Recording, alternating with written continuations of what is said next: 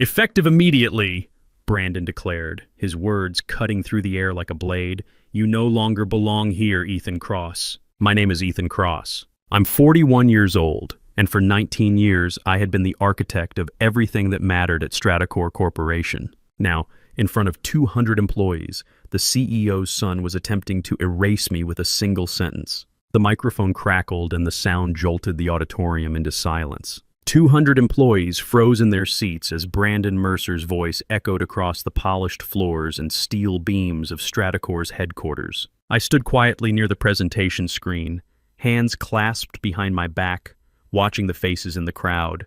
Some shocked, some nervous, a few trying to hide knowing smirks. For 19 years, I had been the architect of Stratacore's lifeline system, the neural network that processed contracts, secured transactions, and kept billions flowing across global markets. I had written its first lines of code when the company operated from a cramped warehouse with second-hand servers and dreams bigger than its budget. But there was something Brandon didn't know. Something Richard Mercer, his father and CEO, had never suspected in all these years of walking past me in corridors, of taking credit for my innovations in board meetings, of treating me like expensive furniture. I wasn't just an employee, I was an investor, a founding investor. Back when Stratacore was nothing more than ambition stitched together with determination and caffeine, I had taken my modest savings, every dollar I could scrape together as a young engineer fresh out of MIT, and bought a small percentage of the fledgling company.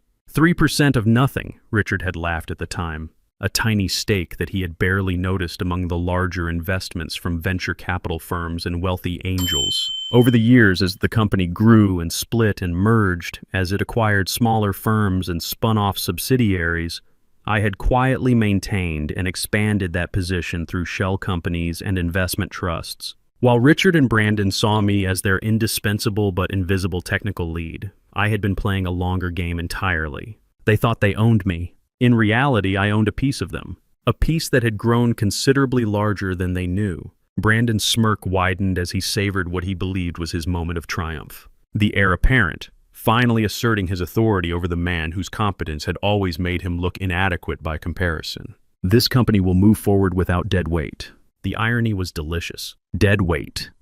The man responsible for every major system that kept their billion-dollar enterprise running was being dismissed as dead weight by someone who couldn't code his way out of a basic script. I looked out at the crowd, at Maria Santos, my senior engineer, whose dark eyes were wide with disbelief as she gripped the arms of her chair, at David Chen, the brilliant young developer I'd been mentoring for 2 years, whose hands were clenched into fists, at Jennifer Walsh from the security team whose jaw had literally dropped, at Tom Rodriguez from analytics who was shaking his head in obvious disgust, at the dozens of technical staff who had worked under my guidance, who understood what I had built and what really held this place together. They knew the truth that the Mercers had never bothered to learn. Without me, Stratacore didn't just lose an employee. It lost its heartbeat. Then I smiled, not the broken expression of a dismissed employee, but something else entirely. Something that made several people in the front row shift uncomfortably in their seats. "Is that so?" I said quietly, my voice carrying clearly in the silent auditorium despite its conversational tone. "Well then, good luck with that." The confidence in my tone seemed to unsettle Brandon for a moment. He had clearly expected pleading or anger or at least some kind of fight. Instead, he got calm amusement, as if I knew something he didn't. Which, of course, I did. "Security will escort you out," he added, trying to regain his theatrical momentum. I nodded once, straightened my jacket, and began walking toward the glass doors at the back of the auditorium. As I passed Maria's row, I caught her eye and gave the slightest nod. A gesture so small that only someone who had worked closely with me for years would recognize it. She understood. David saw it too. They all did. The moment I stepped outside into the crisp morning air, feeling the weight of 19 years lifting from my shoulders, I pulled out my phone and began making calls. The first went to James Harrison, a fund manager whose career I had quietly helped resurrect 3 years ago when a bad tech investment had nearly destroyed his reputation. "James," I said simply when he answered. "It's Ethan. I need you to sell your Stratacore position when the market opens." "All of it." "Ethan? I thought you were at the company presentation this morning." "Wait, sell, but your guidance has always been solid on Stratacore." "What's changed?" "Everything. Trust me on this one." There's going to be a storm, and you don't want to be caught in it. There was a pause. James had learned over the years that when Ethan Cross called with investment advice, you listened. How big a storm are we talking about? The kind that sinks ships. The second call went to Patricia Wong, whose pension fund held significant Stratacor stock. The third to Marcus Rodriguez, who controlled a major institutional investment portfolio. The fourth to Sarah Kim, whose hedge fund had made enormous profits following my previous recommendations. Each conversation was brief, professional, and carried the weight of years of built trust and proven results. These weren't casual acquaintances. They were people whose success had been built in part on listening when I spoke. People who had learned that Ethan Cross didn't make casual recommendations. Sell everything today, before noon if possible. By the time I reached my car in the executive parking garage, a privilege I had earned but would no longer need, I had contacted 16 major shareholders.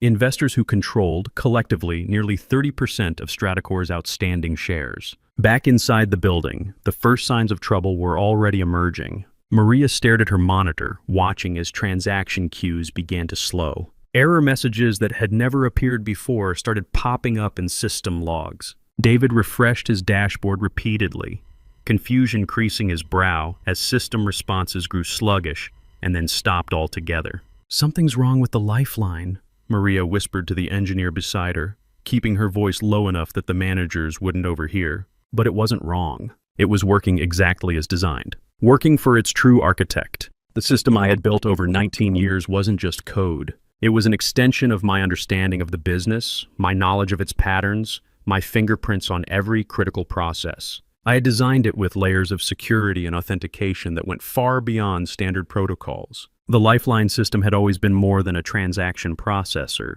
It was a living thing in its way, designed to protect not just data, but the integrity of the work itself. And when its creator, the man whose biometric signatures were woven into its deepest security layers, walked out those doors, the system began its own quiet rebellion. Authentication failures cascaded through the network. Processes that had run smoothly for years suddenly required approvals that no longer existed. The Lifeline didn't crash.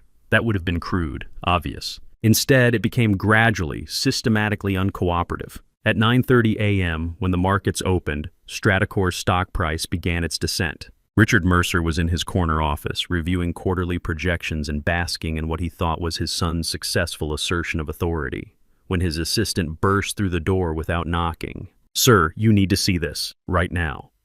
The financial news networks were already picking up the story. "Unusual selling pressure on Stratacor Corporation," the anchor was saying as charts showed the stock price dropping in real time. "Volume is extremely high for this time of morning." Richard's phone rang, then rang again, and again. "What do you mean you're selling?" He barked into the receiver at Harrison. "James, we've been partners for 15 years. But Harrison's voice was calm, decisive, tinged with the confidence of a man following advice from someone he trusted completely. "Sorry, Richard. Got a tip from someone whose judgment I've learned to respect. Market's about to turn ugly for you." "A tip? From who?" "Someone who knows your business better than you do, apparently." Similar conversations were happening across the financial district. Major shareholders, spooked by urgent warnings from their most reliable source, were dumping their positions with an efficiency that spoke to years of trust and proven results. The sell-off created its own momentum, triggering algorithmic trading systems and stop losses as the stock price fell through support level after support level. By 10 a.m., Stratacor had lost 20% of its value. By 10:15, trading had been halted twice due to volatility. By 10:30, the Lifeline system had gone into what appeared to be a cascading failure mode, with critical processes grinding to a halt across the entire enterprise. Brandon stormed into the technical floor, his earlier confidence replaced by panic and a sheen of sweat across his forehead. "Fix it!" he shouted at the assembled engineers, his voice cracking with stress. "Whatever's wrong with the system, fix it now." Maria looked up from her workstation, her expression carefully neutral but her eyes sharp with understanding. "We're trying, sir, but the system seems to be rejecting all administrative overrides." "That's impossible." "I have full administrative access!" David, barely containing his emotion and the urge to say what everyone was thinking, spoke up with deliberate calm. The Lifeline was designed with unique security protocols, multi-layered authentication systems, Only the original architect has full system privileges. The implication hung in the air like smoke from a fire no one wanted to acknowledge. Brandon's face flushed red, the color creeping up from his collar. He sabotaged it! That bastard sabotaged us before he left. But Maria shook her head, her voice steady and professional. No, sir, the system is functioning exactly as designed. It's designed to protect itself and the integrity of the data and us. Jennifer Walsh from security, who had been monitoring the system failures, added quietly, "The authentication logs show no unauthorized access, no code changes, no sabotage. The system is simply refusing to accept certain commands." Commands from who? From anyone who isn't Ethan Cross. As word spread through the building about both the technical crisis and the stock collapse, something unexpected began to happen. Employees started talking, quietly at first, in hushed conversations by the coffee machines and in empty conference rooms, then more openly as the magnitude of the situation became clear. "Ethan saw this coming," someone whispered in the break room. "He tried to warn them about the infrastructure vulnerabilities last month," another added. Brandon told him to stop being so negative. 20% in 2 hours. Jesus Christ, my retirement fund? You think he planned this? I think he's been planning this for years. The conversations weren't just technical staff anymore. Accountants, sales managers, even some of the executives were beginning to realize that the quiet man they had all taken for granted might have been the most important person in the building. Richard Mercer found himself in the unprecedented position of begging shareholders not to sell, even as his own company's systems failed around him and his son ran around the building like a headless chicken, accomplishing nothing but spreading more panic. The irony was bitter. The man who had built their technological foundation was gone, and with him, their ability to function in the modern economy. By noon, I was back. Not as a terminated employee seeking reinstatement, but as something else entirely. I walked through those same glass doors, but this time I was accompanied by 3 people. Catherine Hartwell from Hartwell and Associates, one of the city's most prestigious corporate law firms. Michael Torres, a forensic accountant whose reputation for uncovering financial irregularities was legendary. And Jennifer Kim, a business journalist from the Financial Times whose presence suggested that this story was about to become very public. The building felt different. Where there had been the usual hum of productivity and quiet efficiency, now there was an undercurrent of anxiety, whispered conversations stopping abruptly when managers walked by, and the constant buzz of phones as people tried to manage an unmanageable crisis. I found Richard in the main boardroom, surrounded by charts showing their stock price in freefall, system diagnostics that might as well have been written in ancient Greek for all he understood them, and a conference table full of panicked executives who looked like they were watching their careers implode in real time. He looked up as I entered, his face cycling through surprise, anger, hope, and something that might have been resignation. The other executives fell silent, staring at me like I was either their salvation or the architect of their destruction. Both, as it turned out, were true. "Ethan," Richard began, his voice hoarse from 2 hours of shouting into phones, but I held up a hand. "Richard, Brandon." I nodded to each of them, my voice calm and professional. "Gentlemen, I think we need to talk." My lawyer, Catherine Hartwell, placed a thick folder on the conference table with the kind of precise movement that suggested its contents were going to change everything.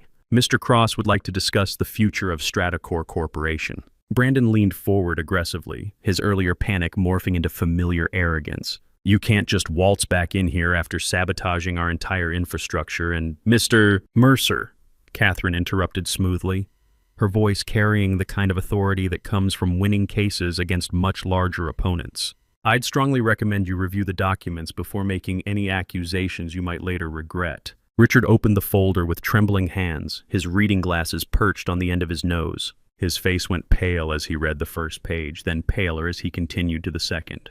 When he spoke, his voice came out as barely a whisper. "You own 14% of the company." I nodded, settling into a chair across from him. "I was one of your first investors, Richard. Back when Stratacore was nothing but potential and caffeine. You remember 3% of nothing, you called it. Over the years, through various acquisitions, stock splits, and careful market movements, that position has grown considerably. But 14% isn't controlling interest," Brandon sputtered, grasping for any foothold in a conversation that was clearly spiraling beyond his control. Catherine smiled, the expression of a chess player who had been thinking several moves ahead for quite some time. Perhaps not, but combined with the positions of Mr. Cross's associates, who have been acquiring shares at today's rather attractive prices. She placed another document on the table. A list of shareholders who had been buying even as others sold in panic. Investors who trusted my judgment more than they feared market volatility, who had seen the stock price crash as an opportunity rather than a crisis. 42%, Richard read aloud, his voice hollow. Enough to call for new board elections, I confirmed. Enough to demand changes in leadership. Enough to fundamentally restructure how this company operates. The room fell silent except for the distant sounds of chaos from the trading floor, where Stratacor's stock continued its descent and where employees were discovering just how much of their daily work depended on systems that no longer wanted to cooperate. "What do you want?" Richard asked finally, his voice carrying the weight of a man who had just realized that his understanding of his own company had been fundamentally flawed for 19 years. I looked around the boardroom, at the portraits of past leaders, at the view of the city beyond the windows, at the empire I had helped build, and that had nearly discarded me like used equipment. "I want Stratacor to become what it was always meant to be," I said, my voice steady and clear. "A company that values innovation over inheritance, merit over nepotism, the people who actually build things over the people who just happen to inherit them." Brandon's face was crimson, a vein pulsing visibly at his temple. "This is extortion!" This is business," I replied calmly, cutting him off. "This is what happens when you mistake luck for skill,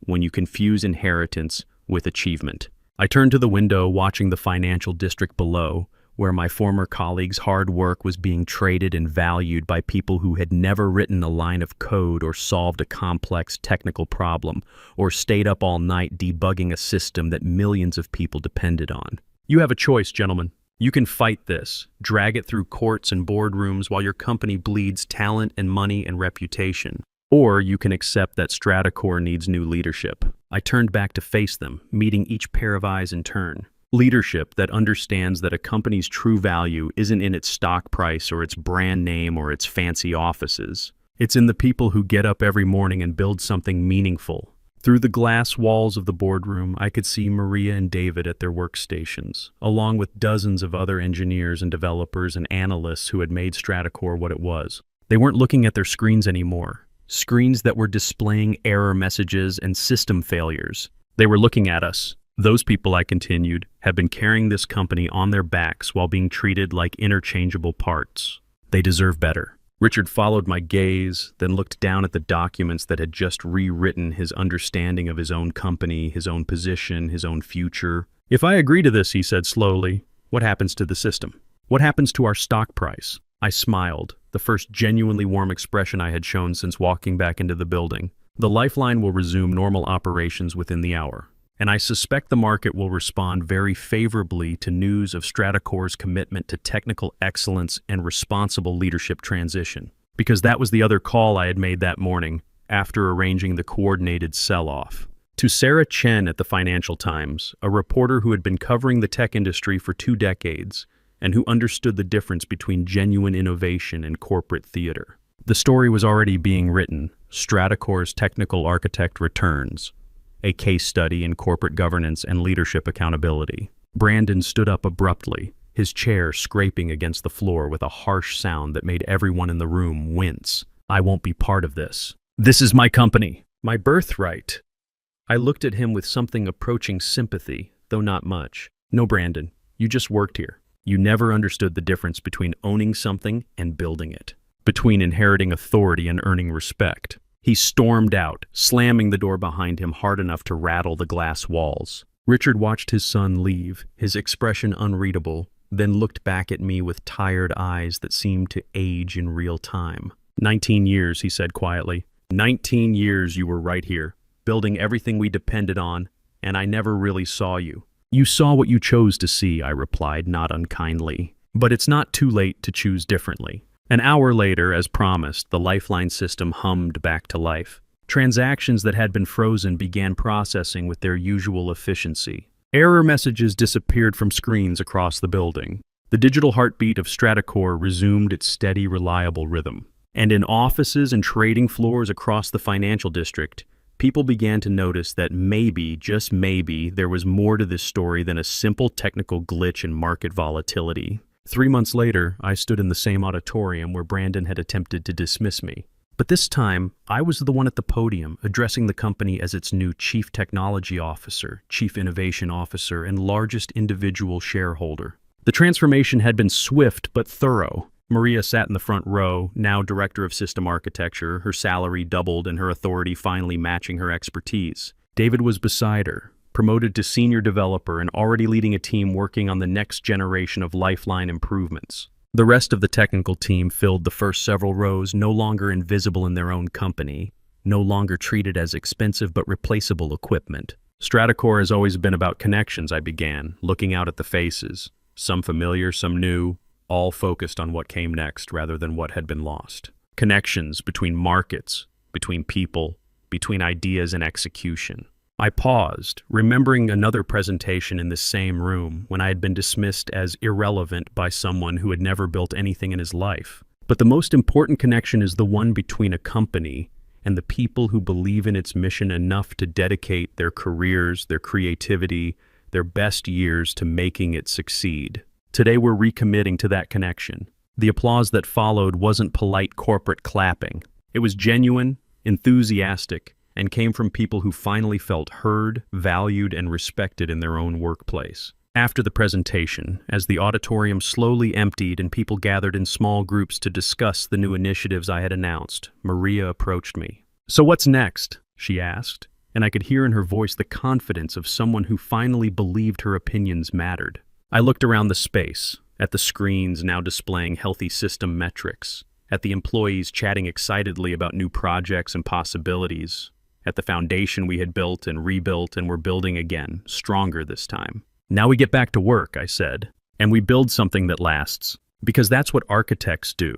We design structures that can weather storms, that serve their purpose long after we're gone, that grow stronger under pressure rather than weaker. Sometimes that means starting from scratch. Sometimes it means knowing when to tear down what doesn't serve the mission and rebuild from a stronger foundation. And sometimes it means understanding that the most powerful move isn't walking away. It's coming back when you're truly needed, with the tools and the support and the authority to make lasting change." The Lifeline system continued to hum quietly in the background, processing thousands of transactions every minute, connecting markets and people and possibilities across the globe. But for the first time in 19 years, it felt like it was serving something bigger than just profit margins and quarterly reports. It was serving a vision of what a company could be when it valued the people who built it as much as the profits they generated. Brandon never returned to Stratacore. Last I heard, he was working for a smaller competitor, learning, perhaps for the first time in his life, what it meant to earn his position rather than inherit it. The experience was reportedly humbling. Richard stayed on as chairman emeritus, focusing on strategic partnerships and external relations while letting people who understood technology make the technical decisions. It was a role that suited him better than he had expected, and he seemed genuinely relieved to be free of the daily operational pressures he had never fully grasped. And the 14% that had started it all? It grew into something much more valuable than a stock position. It became proof that sometimes the most patient investment is in yourself, in your own worth, your own vision, and your own ability to build something that matters more than money. The markets eventually rewarded that patience. Stratacore's stock not only recovered, but reached new highs as investors recognized the value of competent technical leadership and sustainable innovation practices. But more importantly, so did the people whose careers and livelihoods depended on having leaders who understood the difference between owning something and actually caring for it. In the end, the greatest return on investment wasn't financial. It was walking into work each morning knowing that the systems I built, the team I developed, and the company I helped save would continue creating value long after the stock prices and quarterly reports were forgotten. That's what real architecture is about. Building things that last, building things that serve, building things that connect people to possibilities they hadn't imagined. And sometimes, if you're very patient and very careful and very certain of your own worth, building the foundation for a future where merit matters more than inheritance, where innovation matters more than tradition, and where the people who actually build the future have a voice in shaping it. The Lifeline continues to run, processing billions of dollars in transactions every day, connecting markets and minds across the global economy. But now it serves a company that understands its true value isn't just in the code, but in the hands that wrote it and the minds that continue to improve it. Sometimes the best revenge isn't destruction, it's construction. Building something better, building something that lasts, building something worthy of the investment, not just financial but human, that went into creating it. And in the quiet hours after the markets close and the building empties, when the lifeline system processes its final transactions of the day and prepares for tomorrow's challenges, I sometimes think I can hear something in its electronic rhythm. Not just the pulse of commerce and connection, but something deeper. The heartbeat of an idea made real. The rhythm of work that matters. The steady, reliable sound of a foundation built to last. Built by people who understand that true value comes not from what you inherit, but from what you create. That's the sound of true architecture. And it's been worth every moment of the 19-year wait. Sometimes the greatest power comes not from what you say, but from what you've quietly built while others weren't paying attention. If this story resonated with you, share your thoughts below. Have you ever found strength in being underestimated?